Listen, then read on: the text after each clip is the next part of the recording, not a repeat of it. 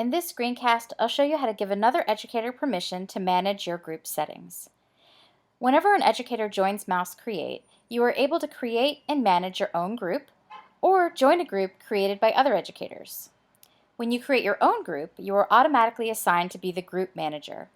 Group managers have the ability to change the group settings, to add projects and courses to the playlist, to review student group work, to award badges, and to edit student member accounts.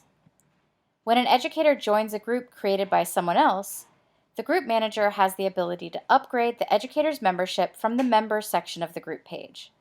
So to get started, select the Members section of your group page, and this will show you a list of everyone who has joined your group.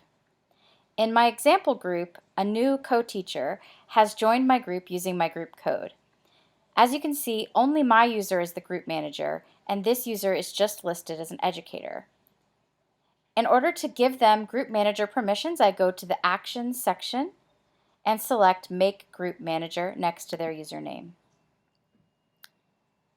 Now, the next time this educator logs into my group, they will have full group manager access.